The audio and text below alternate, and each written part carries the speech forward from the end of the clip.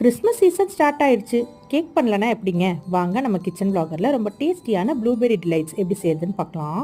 அதுக்கு முதல்ல சாஸ்பேன்ல கட் பண்ணி வச்சிருக்க ஒரு கப்பு ப்ளூபெர்ரிஸ், அரை கப்பு சர்க்கரை, கொஞ்சமா தண்ணி சேர்த்து இந்த மாதிரி மேஷ் பண்ணி விட்டு ஒரு 15 to 20 மினிட்ஸ் கொதிக்க வச்சிங்கன்னா சூப்பரான ப்ளூபெர்ரி சாஸ் ரெடி.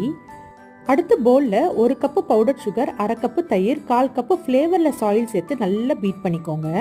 இது கூடவே 1/2 கப்பு மைதா, 1 ஸ்பூன் பேக்கிங் பவுடர், அரை ஸ்பூன் பேக்கிங் சோடா, ஒரு பின் சால்ட், கொஞ்சமாக வெனிலா ஆசிட் சேர்த்து ரொம்ப பீட் பண்ணாமல் ஜென்டிலாக இதை மிக்ஸ் பண்ணி திக்கு பேட்டராக ரெடி பண்ணிக்கலாம்.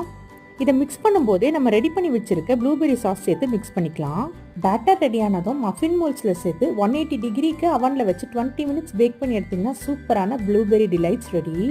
இந்த கிறிஸ்மஸ்க்கு இந்த டிஃப்ரெண்ட்டான ப்ளூபெர்ரி டிலைட்ஸ் ரெடி பண்ணி உங்களோட ஃப்ரெண்ட்ஸ் அண்ட் ஃபேமிலிஸ்க்கு ஷேர் பண்ணிக்கோங்க. நான் போடுற ரெசிபிஸ் உங்களுக்கு பிடிச்சிருந்தா ஒரு லைக்கை தட்டி விட்டு என்னோட சேனலை சப்ஸ்கிரைப் பண்ணிக்கோங்க. Merry Christmas to all.